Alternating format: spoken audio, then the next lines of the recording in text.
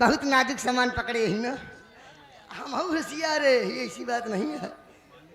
आज तो का सुन लिया।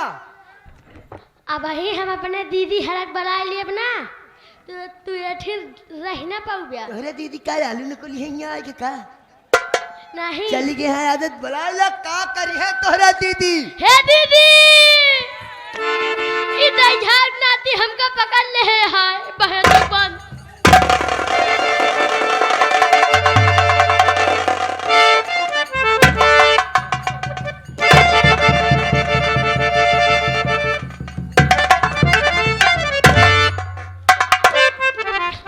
ये लागत है ज्यादा दूर नहीं कर रही है बुझी। विश्वास माना यार भाई भाग ना हो तमाम नोटा था कि चीट होती है यार। बहुत होशियार है का यार। मास्टर बैठा है इसे बताऊं नहीं सकता कि आवत यहाँ भाग लेती। ए मास्टर तो से का बताई बहुत नहीं मास्टर आ गया आज भक्ति लाइन में चलो बहुत दिल खुश है हमार। अरे हमारा माई नियन केकरा के माई नहीं बा उआ भागा होई।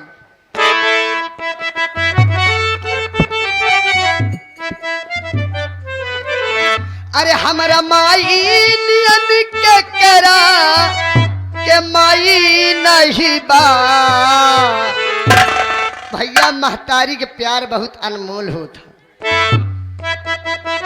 अपुआ न खाई है लेकिन अपने लड़का बच्चा का जरूर एक रोटी खवाई है। सही है कि नहीं भैया।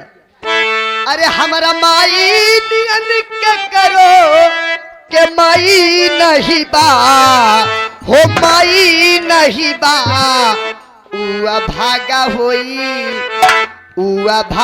होई जेकरा के माई नहीं बा।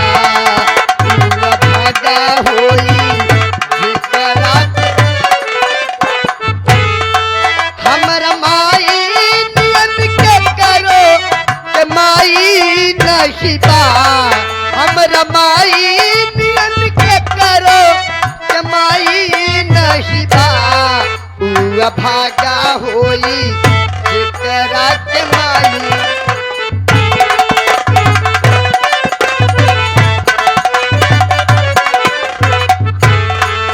ए का है पटेल सनी सुन भैया बतिया बतिया सुन भैया बतिया। हमारे ये देश रानी आई गई बतिया।